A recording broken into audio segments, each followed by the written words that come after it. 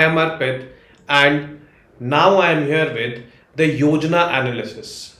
As we cover this Yojana magazine every month, so we are out with the October 2023 edition of Yojana. This series of Yojana will be covered in three videos or three parts, you can say. And in this particular video, we are going to cover the first part. That is why part 1 of 3 we are writing. So the entire magazine for October 2023 will be covered in three parts. This is the first part. So we'll see what topics are there in these three parts. First is rail infrastructure, road infrastructure in part 1 of 3. Then second is space infrastructure, unity malls in part 2 of 3. And in the last part, that is agriculture infrastructure, we will be covering in part 3 of 3. All in all, if I say that the October magazine is all about infrastructure. Infrastructure, which is a very, very vital component for economic development. Because if infrastructure will not be there, the groundwork for economic activity will not be there. Groundwork means you produce things, but what if those things are not able to get transported from one place to the other place? You at times face difficulties in, I would say, manufacturing those things also. Like if you don't have electricity, that is also part of infrastructure. Power infrastructure, that is, but we are not going to cover that in this edition. In this edition, basically we are going to cover all these levels of infrastructure which have been mentioned in the October edition of Yojana. So let's get started with the first part. In the first part, we're going to cover the rail infrastructure and the road infrastructure. Now, rail infrastructure, if I talk about it briefly, the railways has given us a lot. No doubt it was introduced by the Britishers, but railways played a very, very vital role in integrating the nation, in bringing the nation closer, because people were able to move from one place to the other place more swiftly, more efficiently, and more frequently during our national freedom struggle. Gandhiji himself used railways a lot. And this hence played a very vital role in our national integration during that time in developing this we feeling. Now, apart from this, railways has also been instrumental in overall economic development. Economic development, particularly freight trains, when they have to take goods from one place to the other place. These goods can be made in the industries or they can be agricultural goods as well.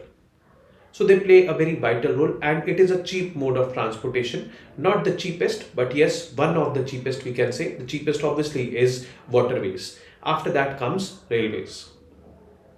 The government is coming up with ambitious plans for this entire sector, that is railways.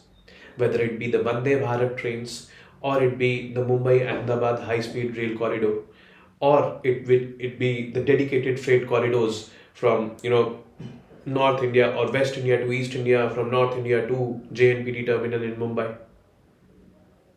The government is very keen on developing this sector. And government is also keen on increasing the share of, I would say, freight carriage of, I would say, railways to 45% in the total modal mix. Means, there are multiple modes of transport which are carrying freight, like road, trucks and all, they carry freight. Then there are railways, then there are waterways also coming up. So the government wants to increase the freight carriage via railways to 45%. Means overall freight which is being carried in the country, 45% of that should be carried by railways. This is the projection by the government, because yes, it will be more sustainable, it will be more environment friendly, and it will be more cheap also. Many big e-commerce companies like Flipkart and all, they are coming together, or they are coming in, or they are pitching in these dedicated freight corridors, because they want to transport their goods from one place to the other place by using this very cheap mode of transportation, that is railways. So let's get started and let's know about railway infrastructure in detail. Railways has been a major integrating force since its introduction. It was introduced 167 years ago. Railways has contributed in economic development, agricultural and industrial both. Okay. And it is hence becoming very important to develop railway infrastructure for increasing transportation through railways more and more. For the passengers, yes, definitely the government is trying its level best to provide luxury, to provide speedy travel, all these things, because people want this, and that is what is a testament in the form of Vande Bharat Express trains, which have been increasingly launched. Now, Railways also had its 5-year plans. So, Railways till now has had 9 5-year plans. Do not get confused that these 5-year plans are not those 5-year plans which was launched by the government earlier. These are 5-year plans of the Railway Department by Indian Railways. They were launched apart from some annual plans launched by them. Now, assets of the railways, obviously, see, not so important because UPSC is not going to ask. But yes, since it was there mentioned in the magazine, so I have brought it out in, I would say, the most brief possible way I could. Number of stations 7308, passenger vehicles 74,744, coaching vehicles 10,103, wagons 3,18,896, loco sheds 44, around 74% of the route kilometers, 80% of running track kilometers, and 78.5% of the track kilometers are electrified. Now, we can say that more than 70% or around 80% of the tracks in India, they are electrified. Means electric trains are running on them. The engines are not diesel engines or not coal-fired engines. Coal-fired though, they've been stopped long back. Not diesel engines, but they are electric engines. And there are multiple benefits of electric engines. First is speed. Second is environment conservation. Third is, imports. Import bill is reduced because see, if they are running on diesel, so we do not have diesel that much. 85 to 90% of our energy is imported. Means petroleum is imported. Only 15% roughly we take it out mine here in India. So electrifying definitely will help us, and the government has, or Ministry of Railways has this vision of 100% electrification of railways by, I would say, the end of this decade. So there are various central public sector undertakings under the Railways, Ministry of Railways, RITES, ERCON, Indian Railway Finance Corporation, Container Corporation of India Limited, Konkan Railway Corporation, Mumbai Railway Vikas Corporation, Indian Railway Catering and Tourism Corporation Limited, IRCTC, Railtel Corporation, Rail Vikas Nigam, Dedicated Freight Corridor Corporation of India Limited, Kolkata Metro Rail, and Brathwaite and Company Limited. So these are basically public sector undertakings under Ministry of Railways. They are these. Then railway zones. There are 17 railway zones. This pic is from the Yojana Magazine itself. The Central, Eastern, East Coast, East Central, Northern, like these. And the headquarters of the Central Zone is like it is in Mumbai. Eastern Zone, it is in Kolkata. Northeastern Zone, Gorakhpur. North Central, Allahabad. Like these are there. So not so important, I would say, for UPSC exam, but yes, for other one-day exams, this kind of information can be useful. But you don't know about UPSC. It can ask, so I've decided to bring in this also. Then the next is railway research and development. See, we have to upgrade our levels. Like for example, now we are wanting to run trains at speed of around 160 kilometers per hour, which we are calling them as semi-high speed rails. So there we can achieve it by research and development. We want to increase safety of the passengers and safety, and we want to reduce or minimize the accidents in trains. That will also happen with research and development. So all these things, I would say, research and development would make travel more and more better and reliability increase on this in the railway system. So this is the research and development wing of Indian Railways, is Research, Design and Standards Organization, which is at Lucknow. those people who are selected at in Indian engineering services and they opt for railways, some of them are deputed over here. It acts as a consultant in technical matters to Indian Railways and other organizations connected with railway manufacturing and design of railways. Railway finance. Now this is very very important. Now up till I would say 2017-18, there were two budgets. One was the and budget, financial budget, and the other one was railway budget. Railway budget was laid separately. Okay, and why this happened? This happened with this convention which was there in 1924, the Separation Convention of 1924. A separate railway budget was presented from 1924-25 onwards by the Britishers. It was presented. The Britishers believed the fact that railways is a very vital component. It requires a lot of investment. It should be dealt with separately, not along with other, I would say, sectors of the economy. So from then, separate budget was being launched. But in 2017-18, the present government actually, which is there in power, it merged railway budget also with the budget. So now the situation is that only one budget is rolled out. Like other sectors are dealt with in that budget, railways is also dealt as a sector in that budget. Now to present the holistic financial position of the government, this was important to merge it. To facilitate multimodal transport planning between highways, railways and waterways. This was important because Ministry of Road Transport and Highways is separate there over there under the budget. So, and Ministry of Railways is one ministry. So bringing railways in under one budget only will definitely facilitate, I would say, multimodal connectivity and transportation ease for the people. Instead of 16 demands for grants, the Union Ministry of Finance has introduced one demand for grant for Ministry of Railways. Earlier when the railway budget was separate, so there were 16 demands of grants. Obviously the nature was different, but now there is only one demand, that is basically an umbrella demand, and under that things are given. Railway electrification. Actually there is Mission 100% electrification policy which is there in place by the Ministry of Railways to reduce the country's crude oil imports, but also has environmental benefits. And another example which I told you, or another benefit which I told you, was of speed. It increases average speed also and loadings for both freight and passengers, thereby providing opportunity for more modernization. Rail tourism. Now the government of India is very keen on promoting tourism via railways. You might have heard about various circuits, like for example the Buddhist circuit.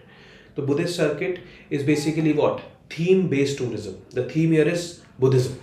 So in the Buddhist circuit, all those places which have significance with respect to Buddhism or with the life of Buddha, they are connected with each other, all those places, with rail connectivity, with road connectivity and with air connectivity. So railways is one important component in promoting tourism through that theme-based tourist circuits of the government of India. And that is why the government is using it more and more. The government has also launched these Bharat Gaurav Trains policy. Okay, what is this Bharat Gaurav Trains policy? We'll see. The Bharat Gaurav scheme by the government of India. They want to run 180 Bharat Gaurav trains in first phase. Top potential tourism destinations will be covered. A theme-based tourist train should be running, and a 5-star facilities should be provided. So likewise, there was one Bharat Gaurav train running from Puri, Jagannath Puri, and connecting to Prayagraj, that is Allahabad. Both holy places. But yes, in the journey, multiple other holy places were also covered. So it is highlighting what? India's culture. And people definitely go for these kind of tourism. Then we have this National Rail Plan into picture. The National Rail Plan is basically a plan which has been launched by India, this basically Ministry of Railways only, and in that rail plan by 2030, whatever we want to achieve, all things have been mentioned. So we want to make railways future ready system by 2030. Okay.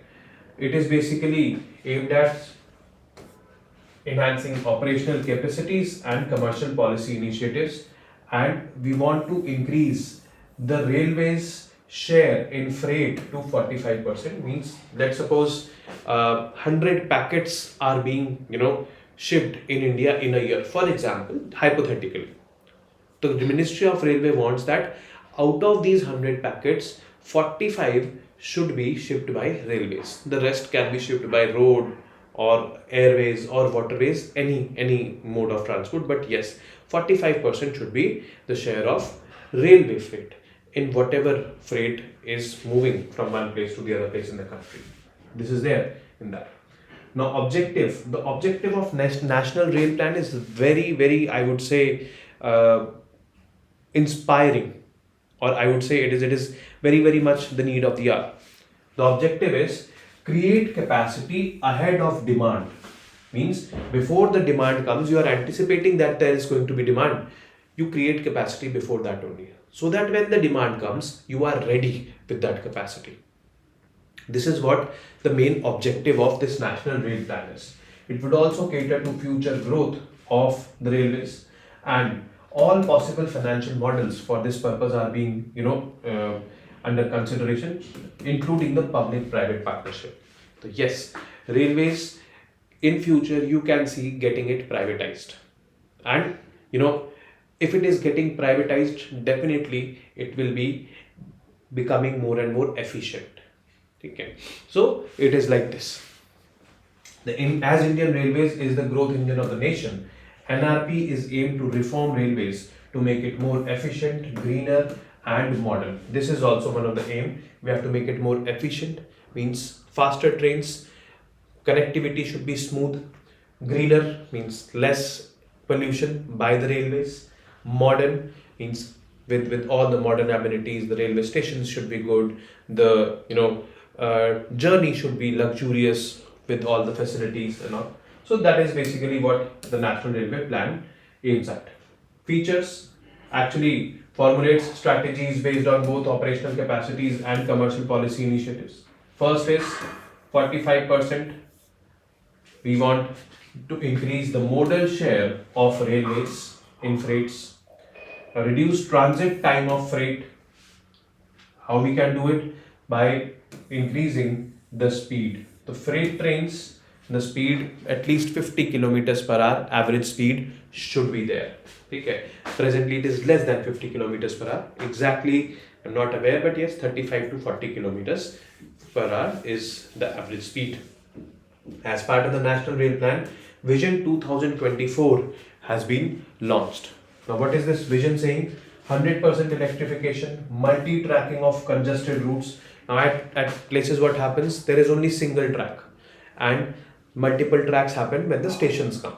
So, if a train is coming from this side and a train is coming from this side, they cannot cross each other. One train will have to wait at the station, and this train then will come on a separate track, then they'll go like this. So this single track is there on multiple routes, which delays the journeys a lot.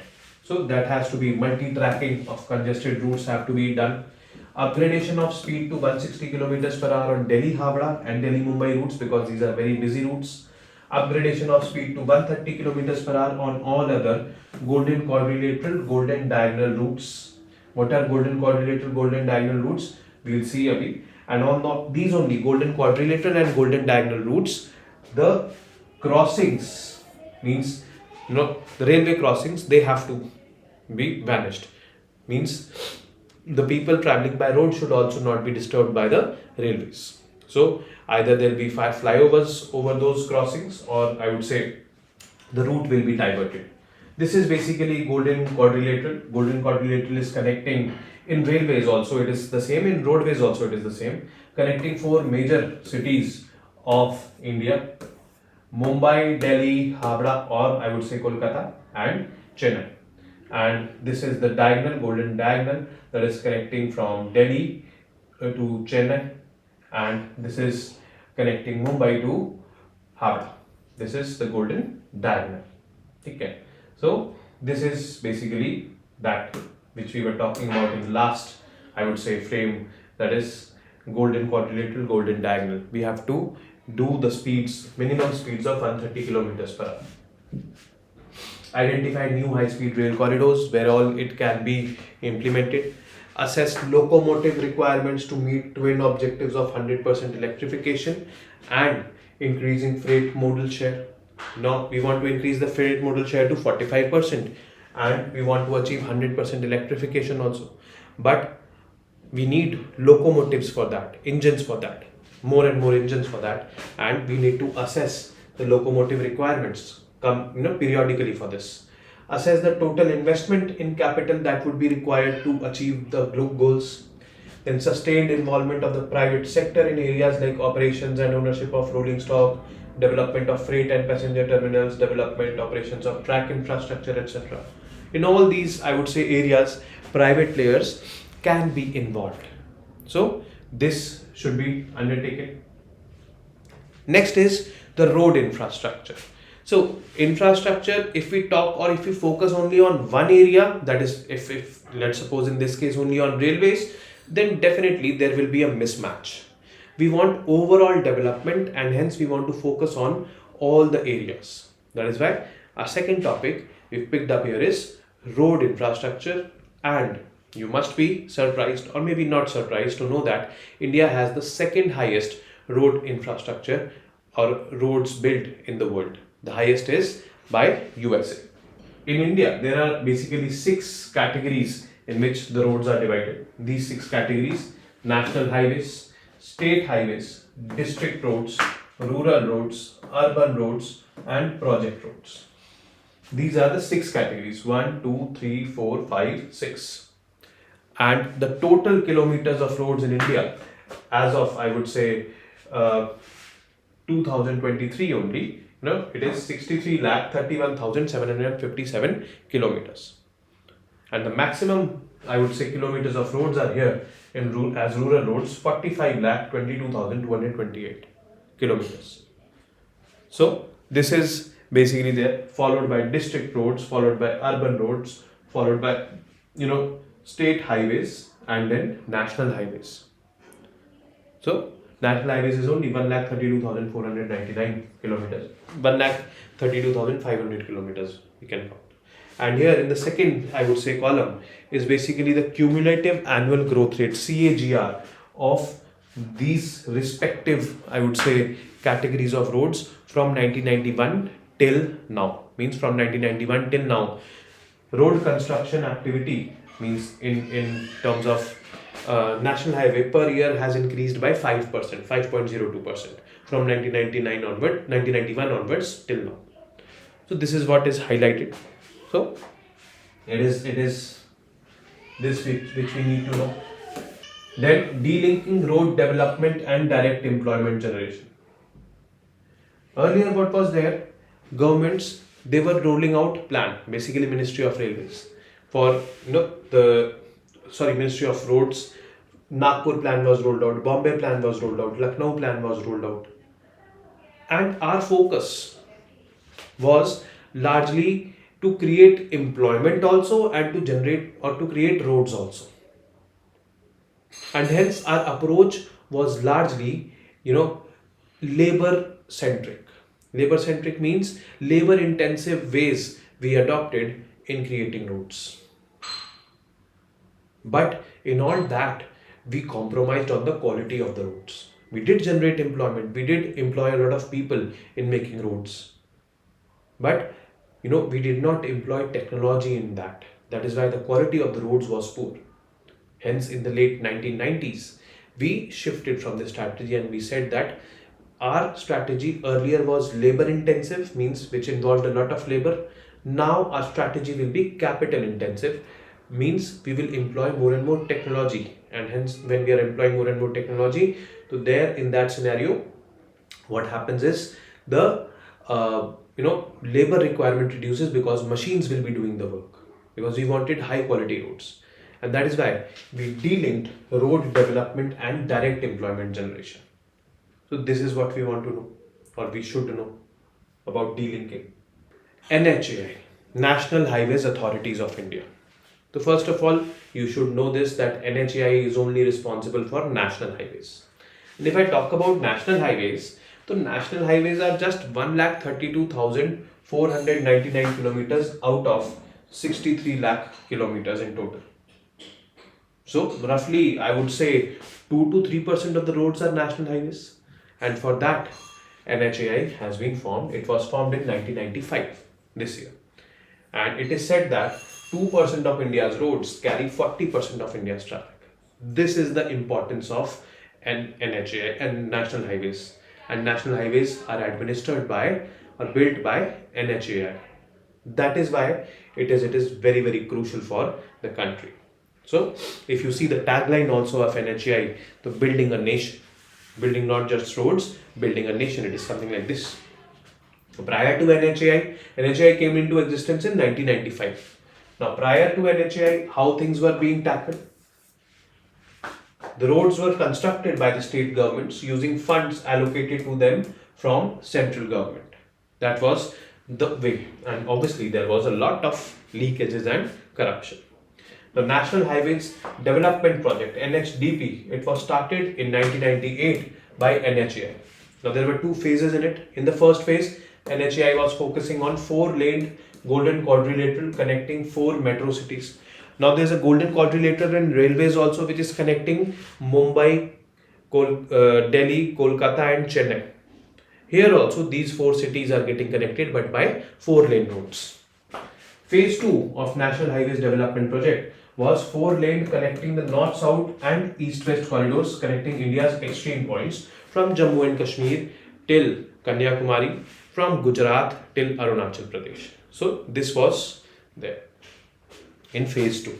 State level road development program. Basically, state level road development program, the first kind of such program was launched in Maharashtra by Maharashtra State Road Development Corporation.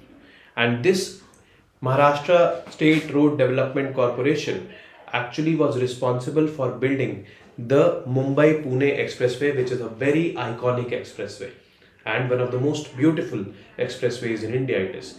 And it has been built since very long. Okay. L&T was, I would say, responsible for building that. It is not the first, but yes, it is very one of the, I would say, oldest expressways presently in India. Now, after Maharashtra, many other states have also followed suit since.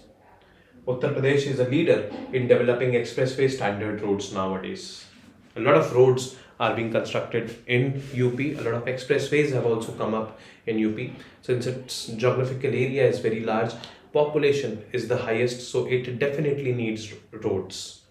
The Chief Minister over there in Uttar Pradesh is very keen on this, and the Union Minister for Road and Transport and Highways, Nitin Gadkari ji, is also very keen on developing roads all over India, I would say, not only in UP but all over India. He was also there in this project because he was a minister at that time in the state government. Under his, leadership, this expressway was built. And that is why he is correctly termed as the road man of India. And, personally, my personal experience by seeing the roads nowadays in India, I feel, very, very satisfied that yes, something which has substantial, which has happened in the past 10 years, that is the road infrastructure, it has improved a lot. Although we have to pay a lot of toll, and इसी बात पे, we should talk about penetration of toll also. Like 96% of toll plazas in India by 31st March 2022 were electrified, means they were collecting toll via FASTag. Those municipal development and all, these kind of roads which are there, municipal development roads which are there, they do not collect via this FASTag and all. But yes, largely 96% of the toll plazas in the country, they are collecting toll via FASTag. The average electronic toll collection during 2021-22 was rupees 90 crore per day through 55 lakh transactions, a little over 160 per transaction average. Earlier there were leakages also a lot. Toll collected was much, but it was not reported. But now everything is being reported, and that is why the Minister for Road Transport and Highways, he clearly says कि पैसे का कमी नहीं है. We don't have dearth of money. We have a lot of money. You say where you want the road. If it is feasible, I'll get it done for you. But as a state government, you have to get the approvals and all for land allocation and all. I'll allocate that project for you. So a lot of money is being collected, and definitely it is being reinvested by the government in creating more and more infrastructure. That is, I would say, a sustainable way to go. But There are certain challenges also.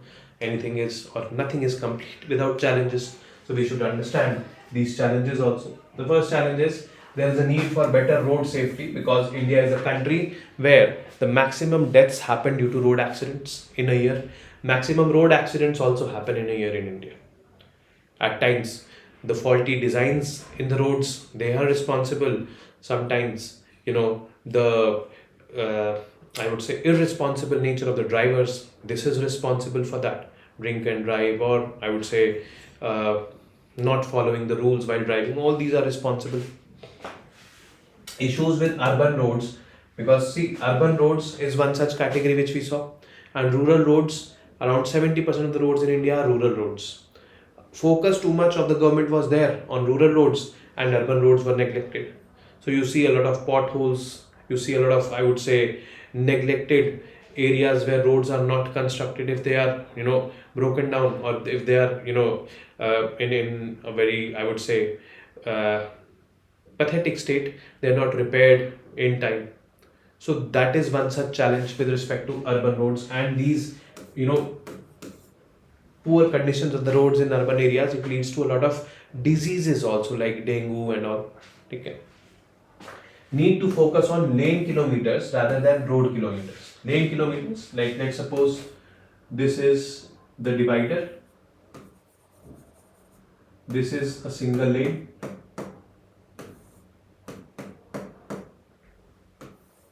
this is one lane, second lane over here. This is for going, coming, this is for going, this is for going. Now earlier what we used to focus on, kitne kilometers bana, how much kilometers have you constructed? So it was we were counting like this. Now we are saying that how many lane kilometers you have constructed. One lane, you count kilometers over here. Second lane also you count kilometers over here. So lane wise we are evaluating. Means we want broad roads. We don't want single roads. That will make commute faster. So that is why we need to more focus on lane kilometers rather than road kilometers. Proper collection of origin to destination data means roads, where are they required, from which position or which location to which location, or connectivity from where to where is required. We need to see, or we need to collect data that how many people are commuting from one region to the other, how many people are diverting in the middle from this region to that region. All these data collection will be very, very important. Then only we will be able to take decisions in a scientific manner. Then improvements in coordination with PPP players, public-private partnership players. That has to be there. There are multiple models like the build, operate, transfer. The private players build, they operate, they collect the taxes, and then they transfer that asset to the government after taking their profits. So all these ways can be considered, and it should be made more and more sustainable. We are on the right track in terms of road infrastructure presently, but yes, a lot of work still has to be done because these challenges, they still persist, particularly in urban areas, particularly national highways. They have to be improved, they have to be widened, and then we will be there on this track of becoming a Viksit Bharat. It is rightly said by our minister of road transport said that if you want to judge a nation's status of development, you should judge it by the status of roads over there. How well are the roads maintained, built over there? So that is very important. Now this is it from this part of Yojana. I will be meeting you with the second part of Yojana, where we will be covering other infrastructures like the space infrastructure we will be covering, as well as one type of malls which are coming up in almost all states of the country, that is the unity malls. We'll cover about that. So see you in the second part. Namaste. Jai Hind.